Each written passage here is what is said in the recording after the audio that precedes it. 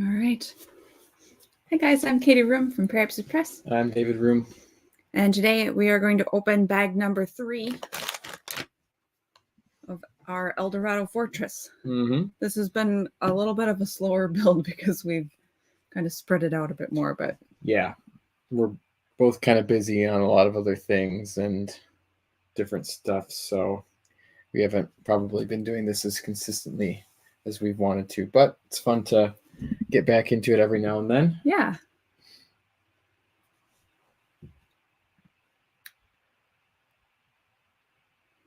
Should I open it up? Yeah, why don't you? And we've got these 2 extra pieces here. Yep.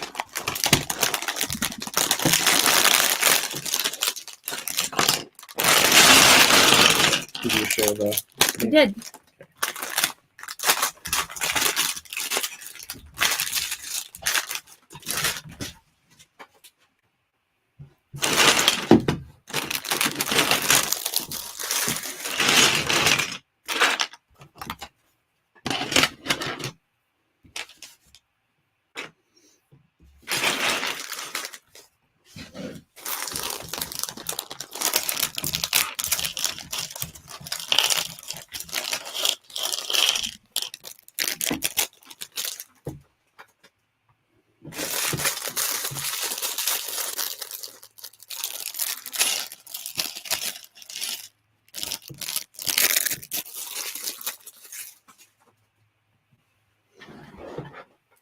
All right.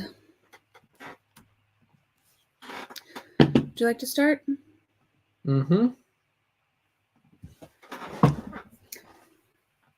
Hi to John Douglas. Hello.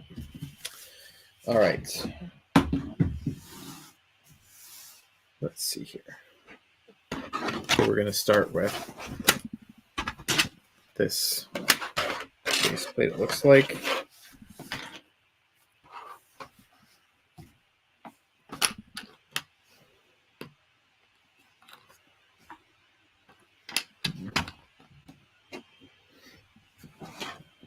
Should we each do 2 whole, the whole inside? Yeah, let's do Cool. a whole spread. All right.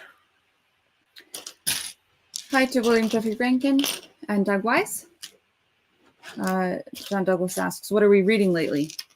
And the answer to that is that I have not. What I need to do is pick up something easy.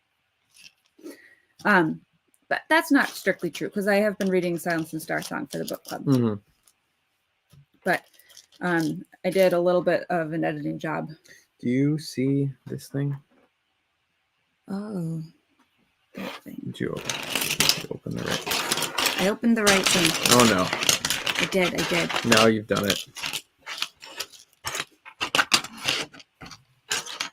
It's got to be in here somewhere, right? It seems like it should be. And with the small stuff.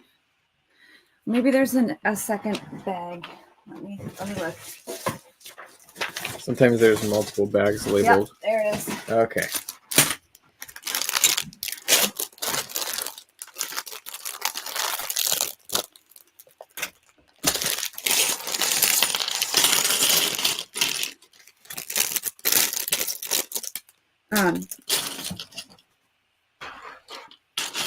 For a relative, I did an editing job, so that kind of tanked my reading productivity. Yeah, those always seem to take a long time. Mm-hmm. More than I think they will.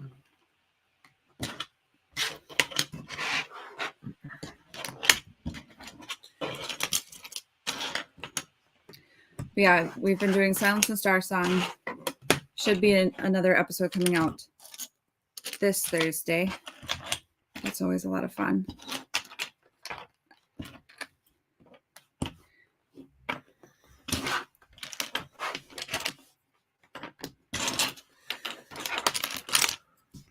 I need to get back into reading. I have so many other things going on though. It's really tough for me to prioritize it. Fall is tough in general. There's always tons of things that need doing. Mm-hmm. Yeah, it's kind of like the last chance to do yard work and stuff like that. Yeah. That's kind of what's got me a little flustered right now. Hi to Michael Caine. I'm pretty excited though. I ordered a book. I think probably most people who are watching saw I ordered a book based on a kind of viral tweet. It's like this sci-fi book about mammoths that just had a really good blurb, and it's also short. So that to me is a good selling point for a book when it's short, because they don't have a lot of time. My books are shorter. I like shorter books. I like the idea of getting to the point and getting done with something. So I'm going to give that a try, see how that goes. And I don't think I said this on the tweet, but it was only like $10 shipped for the hardcover, and no big loss if it ends up not being a good book. But one other reason that I wanted to get it is because it is a small hardcover, and Katie and I have kind of a collection of books that we pull out and we reference for we've referenced for our typesetting that we've done. So we typeset both of our Periapsis Christmas books, and we got feedback from some people like William Jeffrey Rankin gave us some feedback on the first one that we used in the second. But we basically, there are a lot of different decisions that you can make when you're typesetting. And I tried to base every decision that we made or everything that we did on finding it in an actual published book. And I thought it would be kind of fun to get this book because it's a short hardcover, and there's things about how you typeset a book that change depending on how long it is. Like if it's a longer book, you have tighter, you don't have as much space in the inner margins and stuff. And our books are short, so I thought it would be neat to get a short hardcover. I didn't see the interior of it, but it seemed to be, professionally done, traditionally published book. So here, I went on, babe. I'm sorry. Wasn't thinking, but I thought Where it would be. did you leave off? It's like right in here. Okay. So, but I thought it would be nice to have another book to reference for typesetting. I have a short book or two that I want to typeset, especially now that I discovered that you can use arbitrary dimensions of pages. Yeah. I didn't know that before. I've been wanting to make little books for a while, and because I have a couple of short stories that I could put together into a little book, and put this little. Was it a little coin? Little coins in this barrel. But I wanted to have more references for small books. Yeah, I mean, so John says I have a whole list of qualifiers to pass before reading. Yeah, I mean, I don't have a lot of time, and reading is not my primary hobby. I don't know if reading has been my primary hobby since I was maybe like a preteen. And I'm not a very fast reader. So like for me, reading a 100,000 word book takes at least 8 hours. So I kind of have to be picky. And I don't have other hobbies that take a lot of time either. Like I like video games, but I don't spend maybe an hour or two on them a week. Most of my free time I spend on my own creative projects. So I have to be picky when it comes to what I read. Oh, nice. Ann Pinkova is here. Hey, Ann. Hey. Feels like it's been forever. Might just be me. It's not Yeah, just you. yeah. It's been forever. It's been forever. It's been a long series of Mondays where I think to myself, "Oh, it's Monday. I need to stream," and then I'm worn out from the weekend or whatever, and I just it's been tough. So I don't know if we talked about it on stream, but I got a new job a couple months ago. So we have, so I had this really great job working for a small company, and I kind of knew it was risky because the company was so small, and it sort of ended. Not by any fault of mine, but it sort of ended at the end of April. So I spent May and like half of June finding a new job, and then I've been kind of going all out at my new job because I think we talked about this, we have a new baby coming. I don't think we've talked about that either. I mean, we've talked about our other kids somewhat. Yep. So it's not like a big secret. We have like a new baby coming at the end of October. So that gave some urgency into finding a new job. And then my new job has really great paternity leave benefits, but like you hate to start and then just a couple months later take a whole bunch of paternity leave without like really having something to show. Like in my work, it's difficult because it's really about like demonstrating value, and it's like very self-directed, and you have to really be on your toes about like what you're doing to make sure that you're using your time well. So it's been a lot of that, and then I've also been working on my YouTube channel. So we've just not necessarily had a ton of as much time as we've wanted to stream together. Yeah, I'm supposed to go on your channel at some point and having you on mine. But if we're both working on streaming and doing channel building. Yeah, well, it was kind of for a chunk there. You were doing really consistent Monday streams just about writing. Mm-hmm. And after the whole Larry Correa thing, I kind of decided that I don't really want to like sit and it was either Larry Correa or one of Jeffro's things. But I kind of decided like I'm not going to sit and talk about writing anymore, just because I'm not an expert in it. It's a hobby for me. I've had sort of limited success personally in publishing. I mean, I think I've had some success, but it's, by objective standards, it's limited. And I have other hobbies and other things that I care about too. So I'm not gonna come on your channel and BS about whatever that last thing that Jeffro took issue with when we were talking about. It was like we were talking about something that I thought it was Do Men Read. That's what it was. Yeah, and we were talking about we were talking about Christian fiction. Really?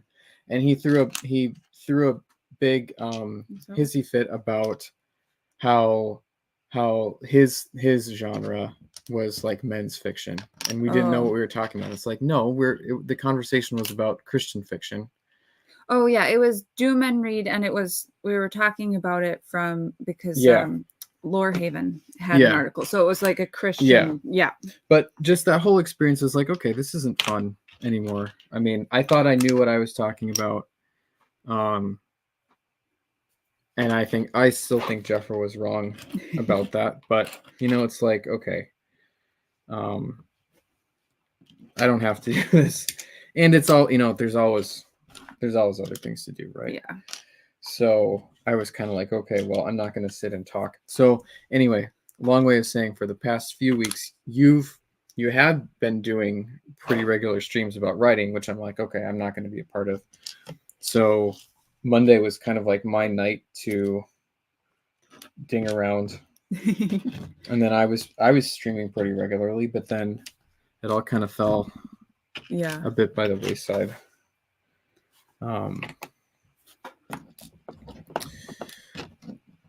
I have aspirations of like streaming twice a week on my channel, and that's just not gonna that's not gonna happen with me also streaming twice a week on your channel. Right. There's only so many days in the week, but it's fun. Yeah. I've been pretty excited because I'm seeing some consistent growth in my YouTube channel, and the fun thing about that is it's next to no effort what I'm doing, because it's stuff that I would be doing anyway if I wasn't live streaming. So I kind of want to ride that and see how far it goes. Kind of want to ride that, see how far it goes. Yeah.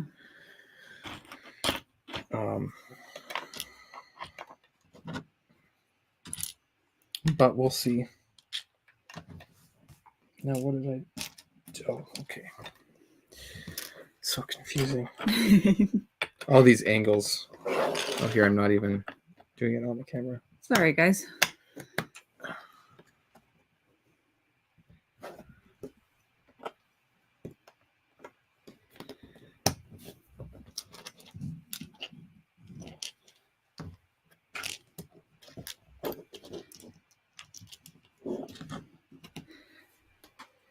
I don't remember if I've talked about this at all.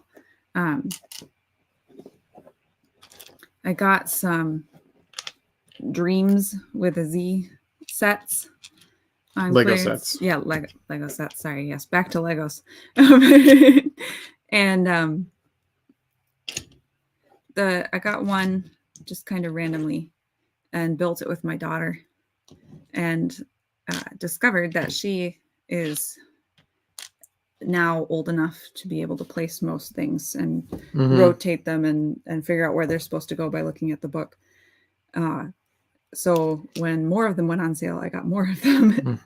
And so we've been building those together. Skunk's Workshop. Hi, thanks for coming. He says, I've recommended your channel to a few people. Super excited for your game. Thanks.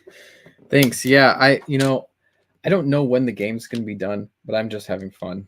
I'm having fun with it. It's kind of one of those things where I thought, okay, I can make something simple. And as I worked more, and I'm like, oh, I can make something a lot more complicated. Then I realized, that actually is a lot more work than I thought. But now I'm at the point where I have enough of it behind me that it's like, oh, this is actually doable. But I'm enjoying the process, and that's about all I can ask for. I think the visual art stuff is a lot more time consuming than writing, just in terms of the amount of time that it takes to take one thing from beginning to end. You can write a book in a year, sure, without too much difficulty. I think there's a lot more unpredictability and stuff in the visual art, but I'm enjoying the process, and I'm glad other people are enjoying it too. Did you turn the page? Yep. Okay. And I think I got everything, but I'm not sure. This rock building is kind of tricky. So many little angles and random stuff going on. It's hard to look at the paper and see exactly, because of all of the lines, just describing this shape, right? It's not quite as clear as maybe some other kind of building.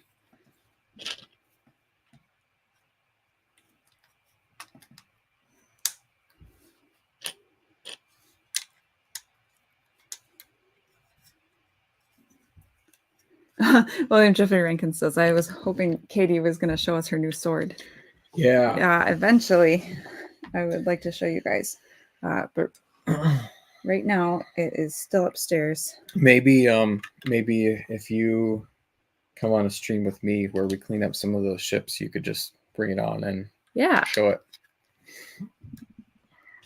The thing is massive. We kind of splurged. So we were on vacation and we went to this really cool like retro toy shop, and you bought something. You bought an Eowyn action figure. I did. From the figure line that was out like in 2002, 2003. The ones that move, they have like a play. They have, some of them have action features. Yeah. It's the Toy Biz Lord of the Rings line.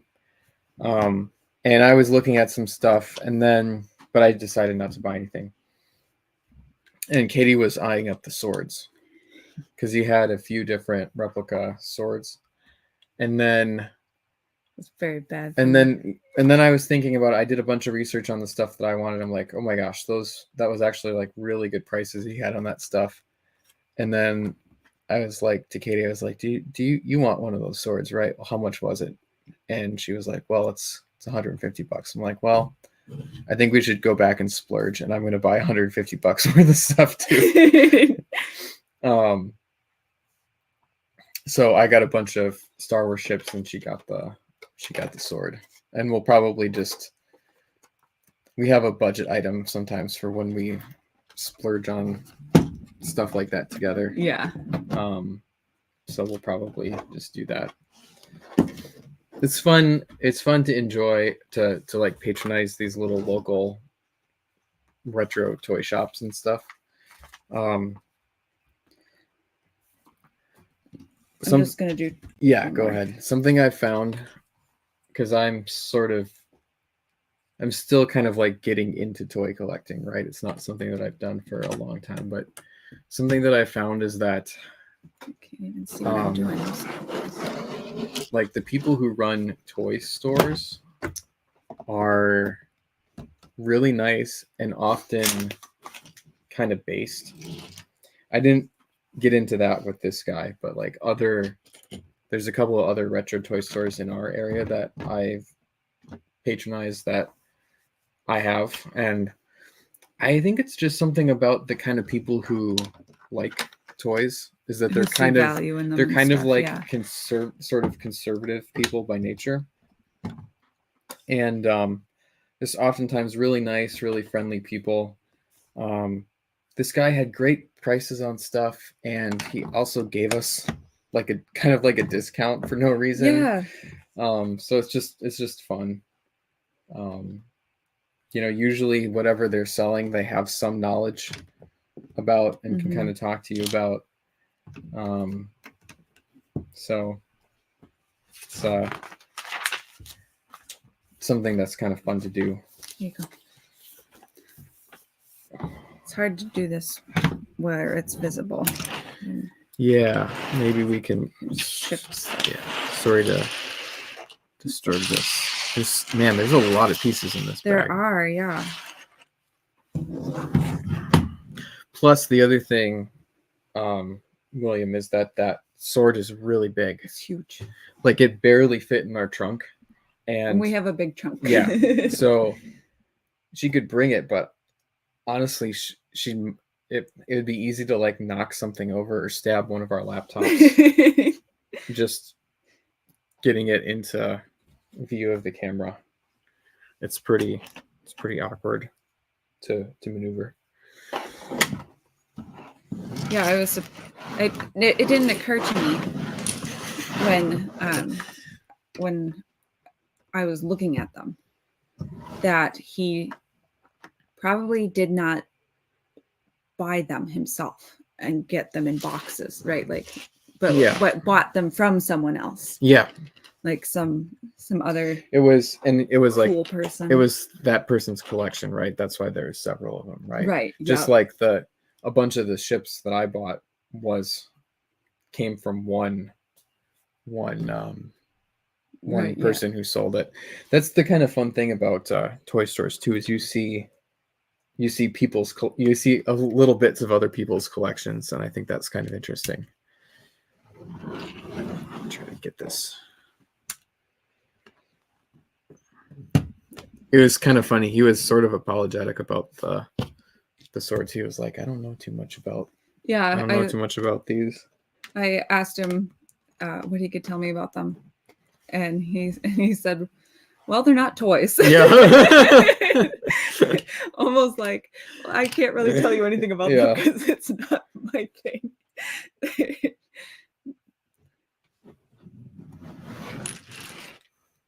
They're real swords.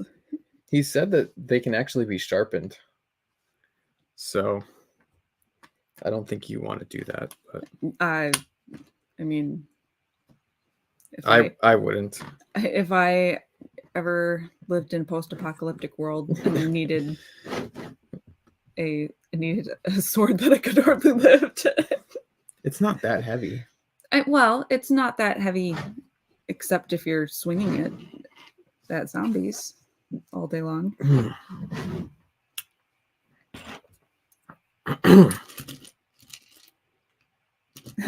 Unless there's an orc problem in your neighborhood. Yeah, exactly.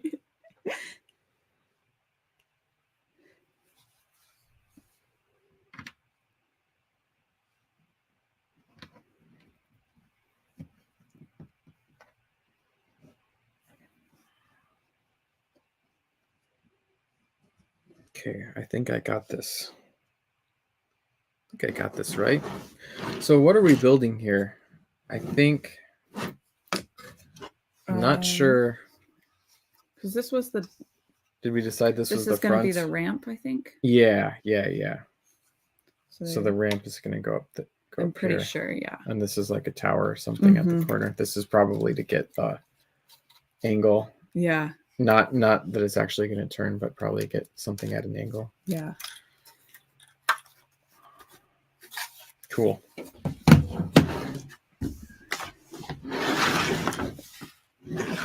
Very cool.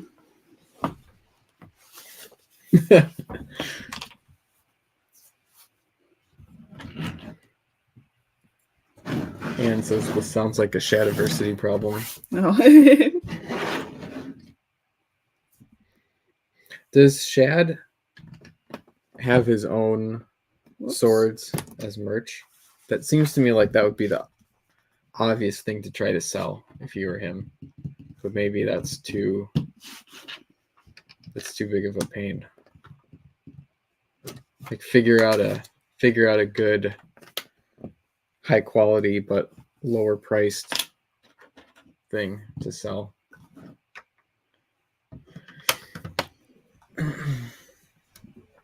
You know, kind of curate and find good examples of something.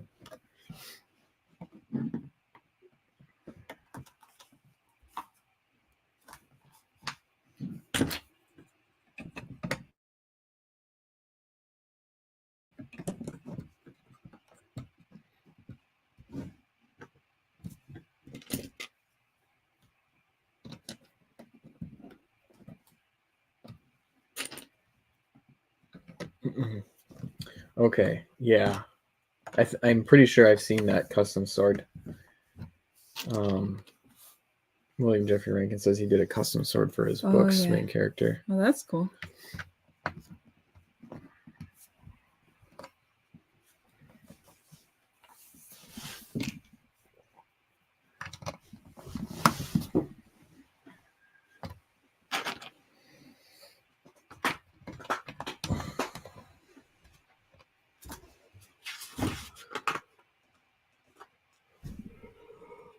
All right, back to you.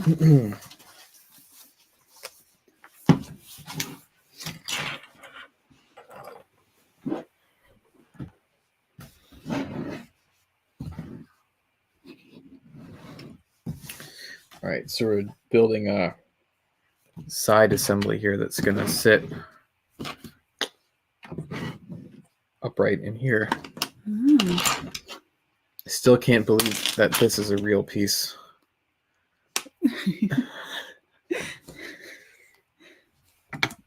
Kind of a goofy one. I was watching a video the other day that was like pieces that Lego should make. And I guess a lot of the sort of, Lego-like stuff that other brands make. They have bricks that are just like a plate, but it has studs on both sides.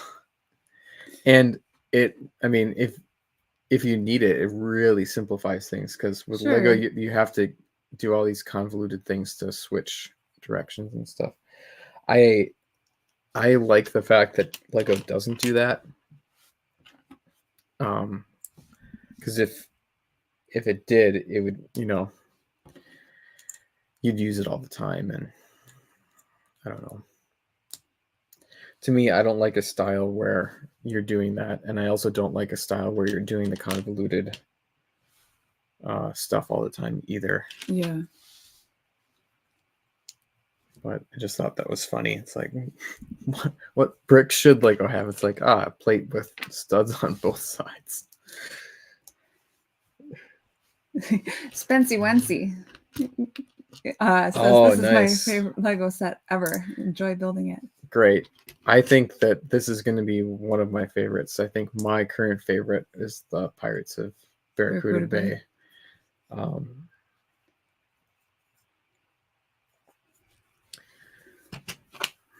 I think I'm gonna have to see more once we get into the actually building recognizable pieces of things. It's hard to judge these beginning parts where it's all kind of random stuff.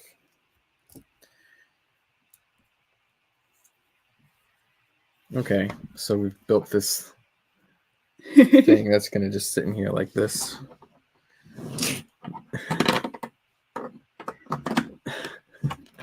That's cute. Okay, and then stack some stuff in here, I guess.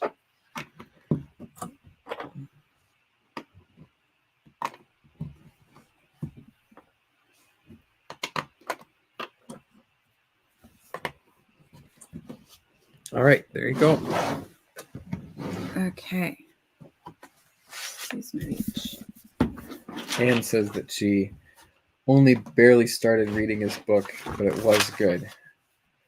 Started out with a lot of enthusiastic description, which tracks with the author. Yeah.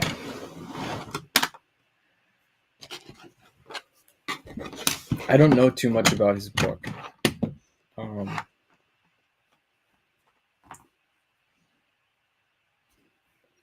I've heard a little bit about the comic adaptation. I think Ethan reviewed the comic adaptation. Okay.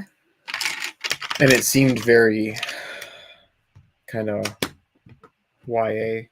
Not that there's anything wrong with that. Right. I mean, we don't have any issues with that. Right.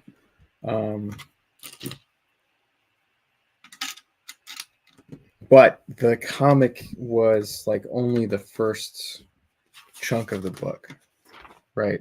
Can I do one other page? Yeah, it was only the first chunk of the book, so it didn't really get into the it was like basically just the first act of the story, if that. I have always found, this is just me personally, I prefer novels to comics because you can have so much more. Yeah, well, in a single. Comics are definitely their own thing.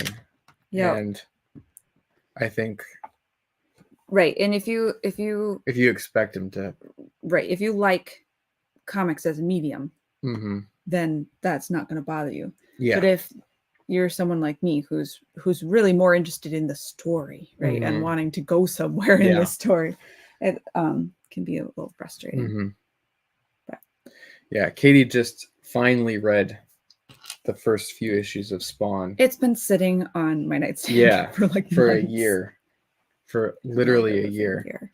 And she was kind of just frustrated by how little story there was in those first issues, and I'm like, well, that's kind of just comics. Yeah. The first few issues of Spawn 2 are, in my opinion, it's really not so much about the story, more just kind of like setting the tone. And then the story starts moving a bit more forward, like 8, 9, 10, around there. some things start happening that like have consequences, which there's not too much of in the first few issues, but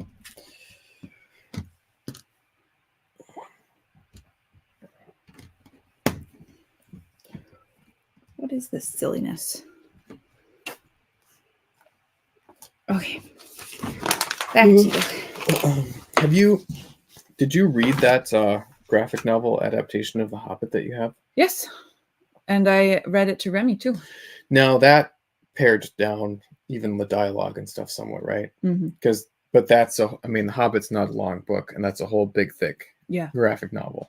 So it takes a lot of comic pages to cover a book. Mm-hmm. Yeah, when she was first interested, so she was probably not even 3. I read her the graphic novel Lion, the Witch, and the Wardrobe and the graphic novel Hobbit, so that she could, because we were moving from picture books, right? So it seemed like a natural next step. That's silly. and now we've read all kinds of novels together. She's gonna be able to read herself here in very a couple soon. months, I think. While we were on our vacation, I asked her a couple of times to read some signs, and she was able to do it, and she was starting to realize that she could read stuff in her world. She's getting out of the mode of like, there are certain words that I can and can't read, and into realizing that she can figure things out. Mm-hmm. Yes, and it's the Chuck Dixon one. Yes, it's gorgeous. It's too far away from. I don't know if I'd go that far, but well, I love The Hobbit, and so it made me very excited. I don't know who I'd want to illustrate The Hobbit though. I'm not really into fantasy art. Like, to me, comics aren't like a medium for fantasy. But that's just me. So I don't know. Yeah, who would I want to illustrate The Hobbit? I don't know what the name of the illustrator is. It's not anybody that I'd heard of before. I would grab it,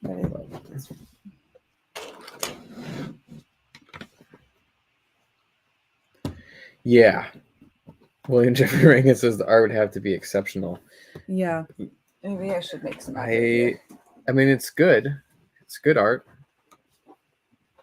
To me though, I really want a comic that looks like a comic from the 70s, 80s, or 90s.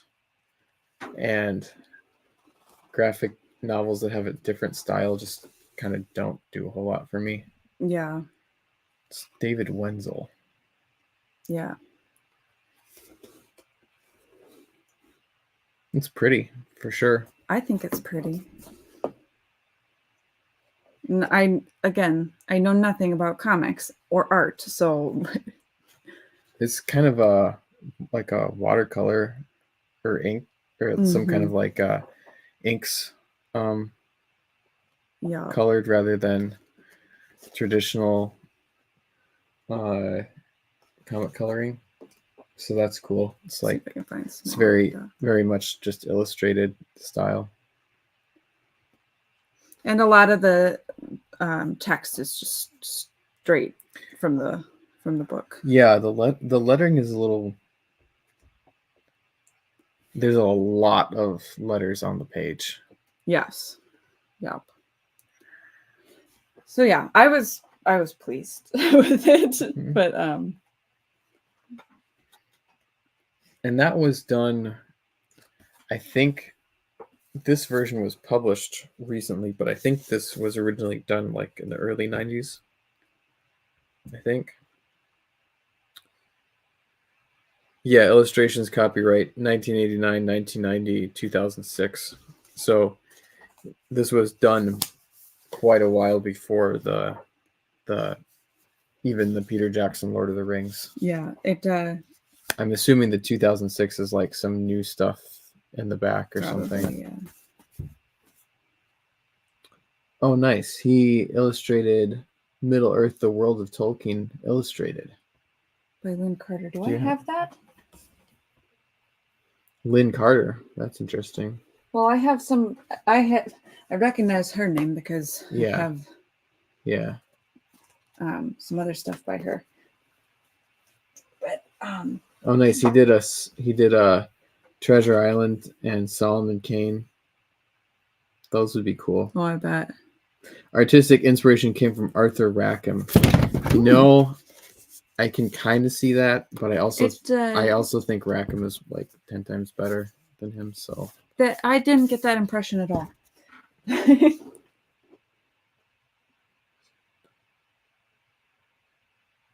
So Bill Pearson lettered it. Bill Pearson, that name sounds familiar. They mention Clive Barker's Tapping the Vein and P. Craig Russell's adaptation of the Magic Flute. I bet that's cool. That's gorgeous. Sean Deming. I don't know. I don't think I have this. Bill Pearson. I should look up what Bill Pearson did. I think comic lettering is pretty interesting. No. I would like to see this guy, what he does with something that's not as dense. Yeah. Pearson. Woods End. I've not heard of any of this stuff. Now I've got to put that back sometime. I don't think I have that Lynn Carter book.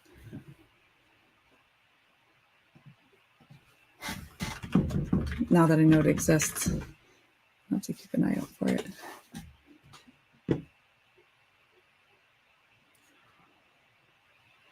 Did you finish your spread?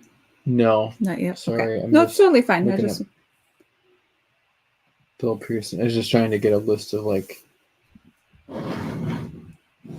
the fun thing about comic art is like everybody has collaborated with everybody and done everything. So it's interesting. Like if you hear somebody, they've almost certainly done something else that you've heard of. Sure.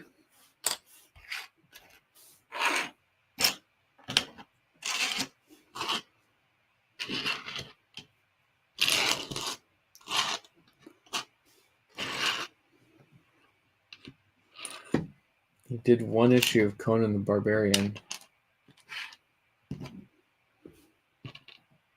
Just one, huh? Yep.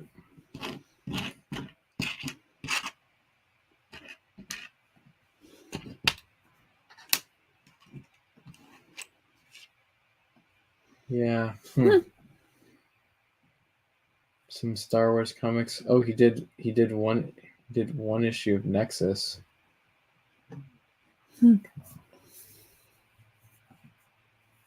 Issue 59. We've rabbit trailed. Yeah, sorry. It's odd.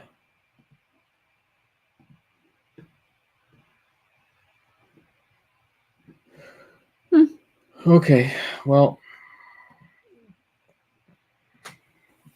interesting.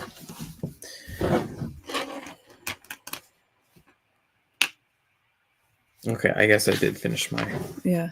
Okay.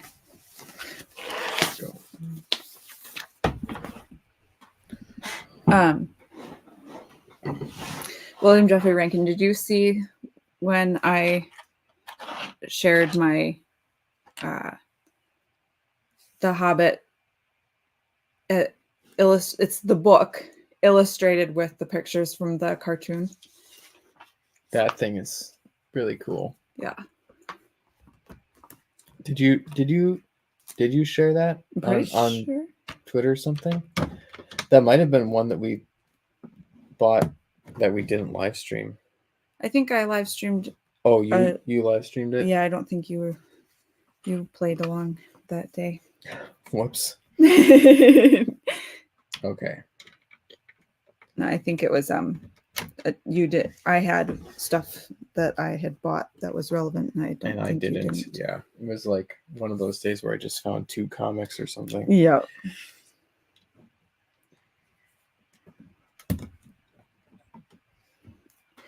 He says, I did. I love that cartoon. What we need to find the play along record book. Yeah. Like we have for Return of the King for The Hobbit. Yeah.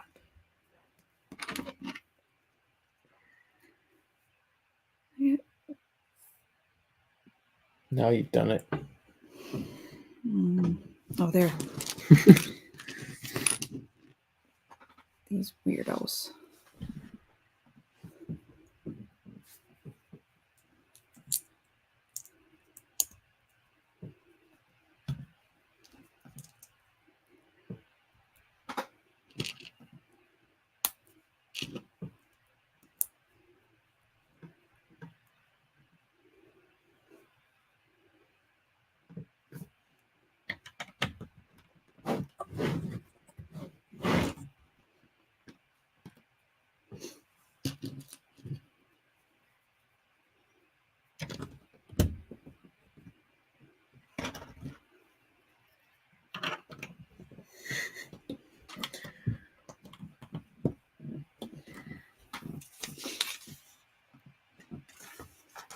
All right, oh, nice! I just got another subscriber on my YouTube channel. It's back to you again. All right. I keep thinking it's going to stall out, and then it doesn't. So we'll see how long. We'll see how long it goes. David's been having a lot of fun watching his channel do things. Yeah, the YouTube algorithm seems to be very, very different from the like Twitter algorithm, and it also, like what I'm seeing, runs counter to a lot of things that I've heard from other people, namely that it's hard to grow a channel off live streams.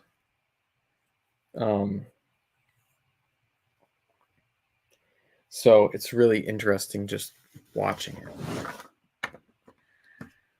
I'm having a lot of fun with that. Twitter, I feel like I've kind of figured out too. And part of figuring it out is just realizing that there's a ton of unpredictability in it. And you just can't go on Twitter every day and expect to intentionally do things that help. You kind of have to take what you can get. And YouTube has just not been like that at all. It's actually kind of the opposite, which is fun. But everybody should see what works for you, because I think all of this is highly, highly dependent on what you're making and your own situation and stuff. So, and maybe that's the biggest lesson, is just don't worry too much about what other people say, and just try it yourself. One of the things that I think is probably helping David's channel is his stuff is highly, highly like recommendable. Yeah. Like YouTube probably knows exactly who wants that kind of content. Mm-hmm. Yeah, which unfortunately isn't going to generalize to like trying to sell books. Right. But you're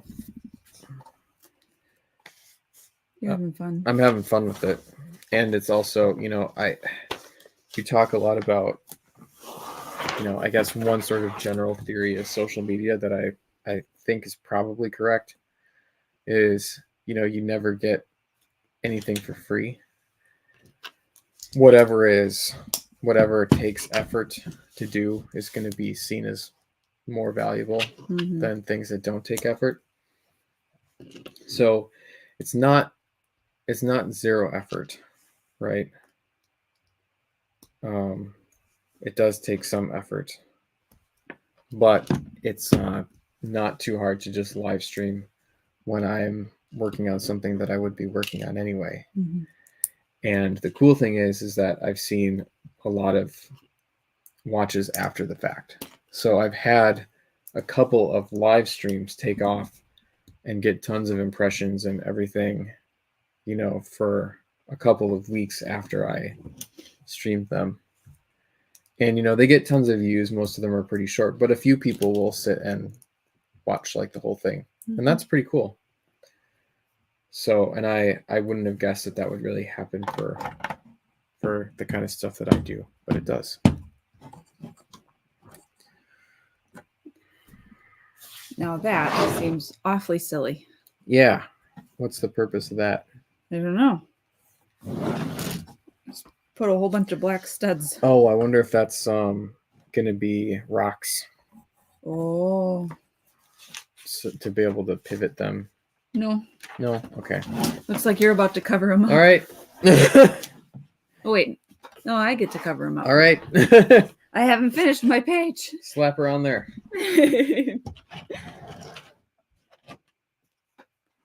Yeah. I did this whole row of black studs, individual studs. And I'm going to put this on top of them.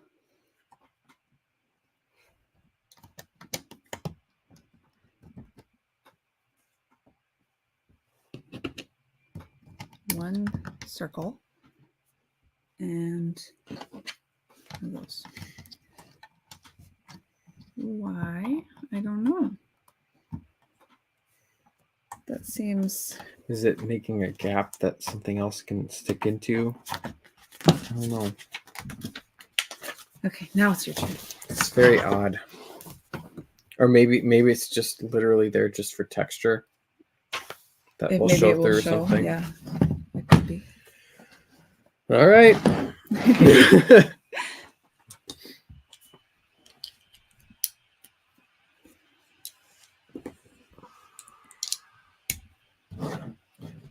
Stack a bunch of these. Put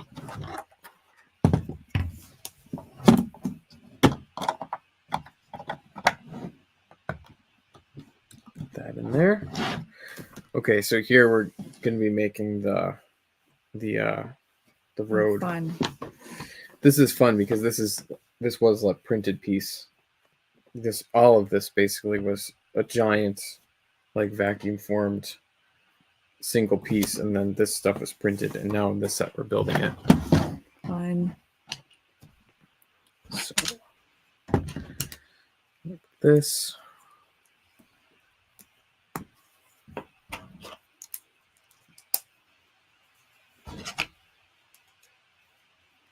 Computer's Working again. We've got to replace Katie's computer pretty soon. It's had a good run. It has. You got it, what, 2018 or something? I don't remember. It was after we were married. Before the kids were born. Yeah, so 2018, and it's at least 5 years old. Mm-hmm.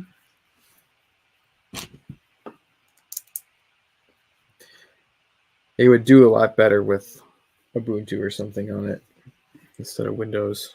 But you need your precious Microsoft Office. I like my office. We got to see if we can run Windows on a virtual machine or something. Maybe. I like Excel. And I like Word.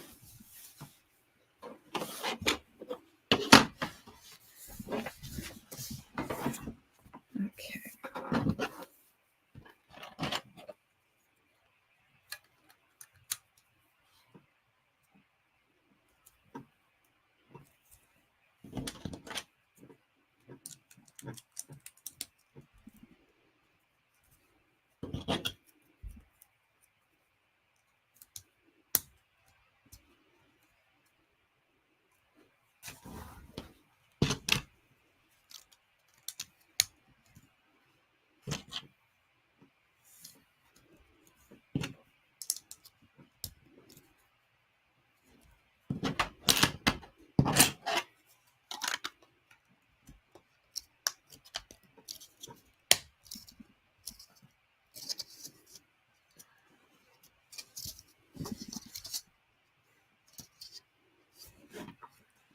right. I think this is designed to fit in different stuff. Yeah.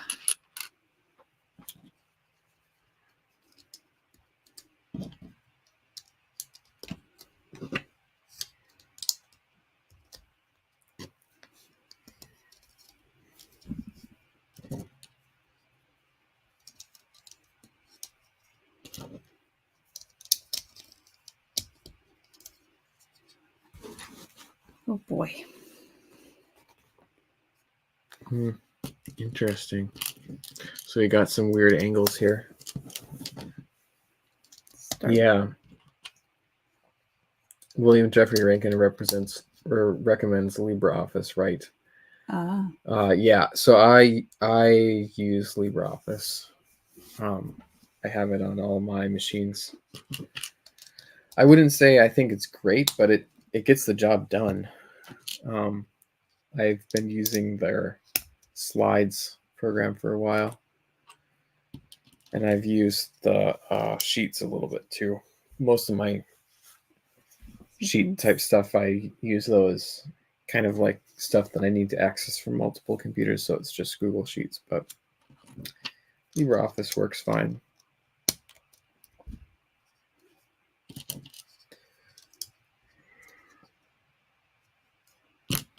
There's some weird little bugs and kinks in it, but it seems like there's enough people using it that it's pretty easy to Google things and get solutions.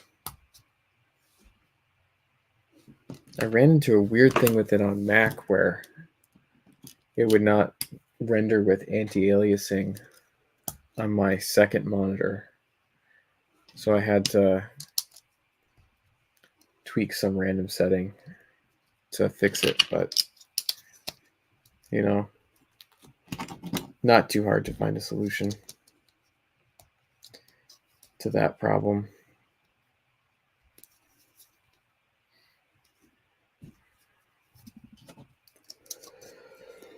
All right. Over to you.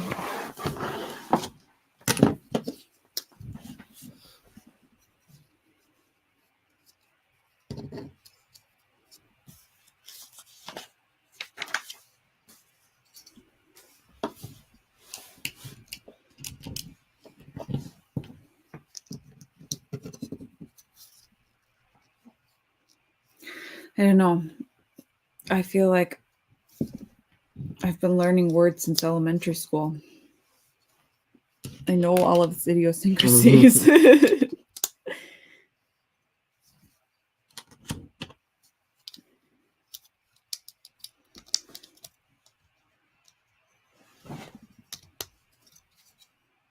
Not ready to abandon it and learn a whole new one. Abandon it. There's great power in being able to just give up on one piece of software and use something else if you need to.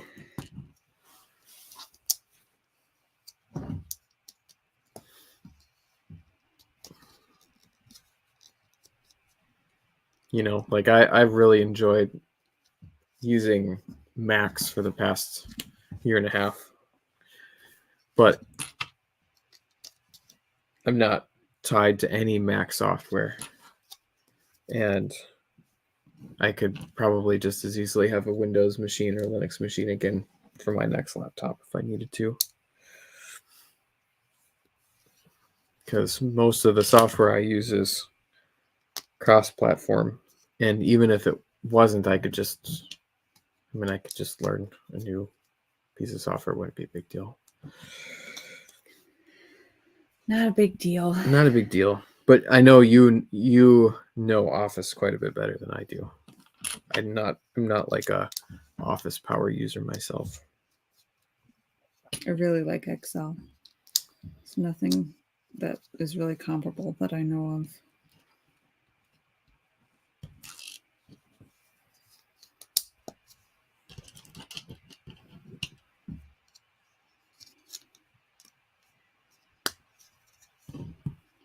Like Google Sheets just makes me angry. Why? Is there something in particular it doesn't want to do for you? Well, like one of like the most nitpicky things is that it doesn't tab right. What do you mean? I don't know. I would have to sit down and figure it out. Sure.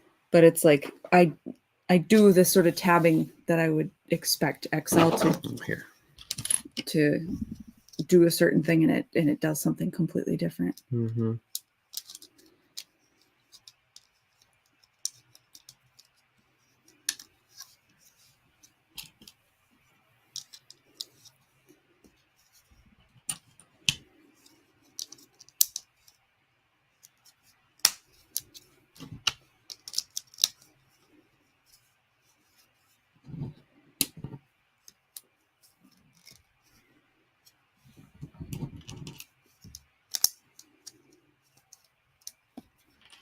This is fun. Mm-hmm. Yeah, I like this step a lot. You don't usually get to do stuff like this. Mm-hmm.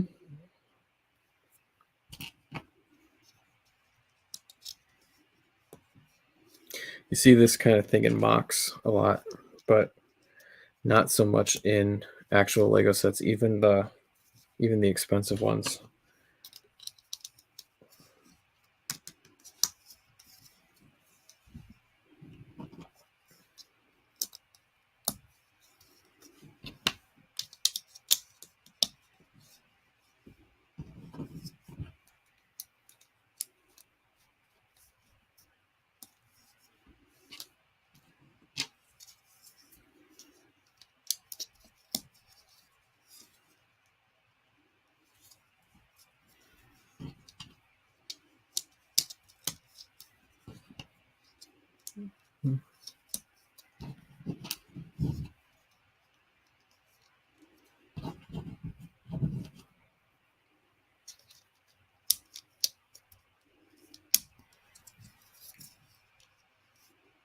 Very cool. Nice. You want to build this? This should take us to the end, right? I hope so. Something like This is that. a very long bag. I feel like all of them have been that way so far. That's why we're only on bag number 3.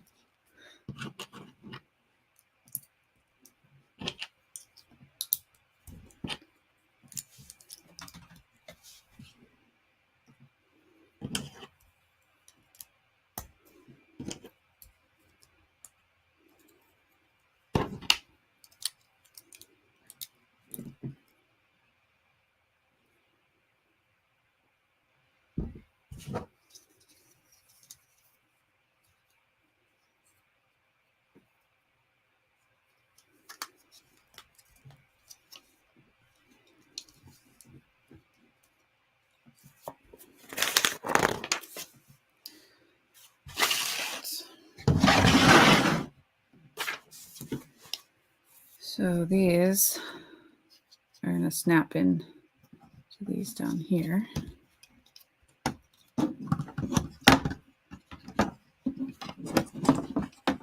Somehow.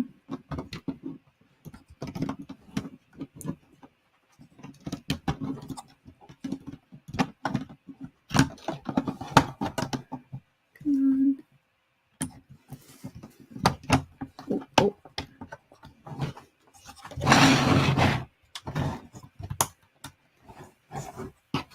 And there we go. Do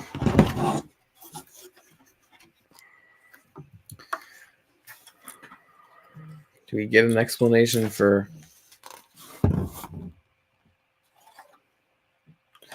You know, I wonder if it wasn't...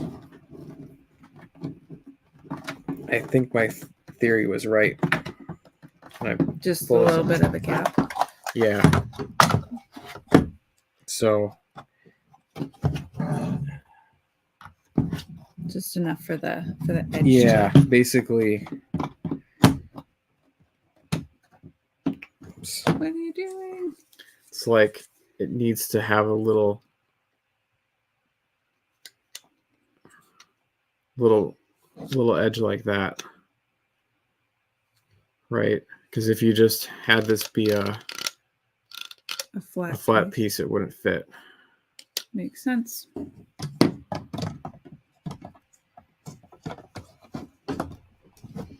And the note here is the original printed ramp has been repaved with cobblestones. Mm-hmm.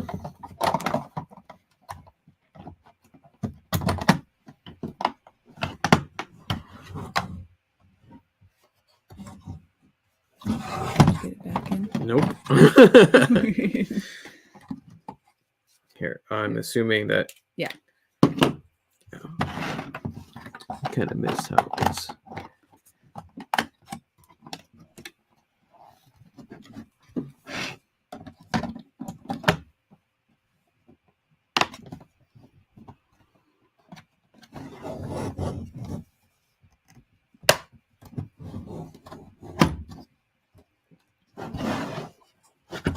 Is that right? Mm-hmm. With that gap there at the bottom? This there. Ah, what have you done?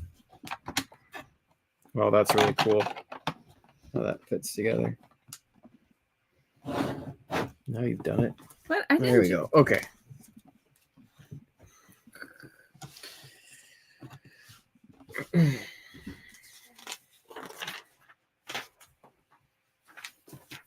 All right. What are these? Across here. Oh, I bet you're right. Yep. Look at that. Looking good. Okay, this is finally looking like something now. Very good. It's a cohesive thing instead of just random bits and pieces. And you can see some of the interior detail in here. Got like that barrel in there. And a torch. Yep. I think this interior part's going to be used too. So I think that one in the corner there. yeah. Awesome. Well, I think that's going to be it for I think so. tonight. But thanks everyone for coming. Thanks for hanging out. And stay tuned for some other fun live streams coming up. Hopefully soon. We'll see. All right. Everybody have a great night.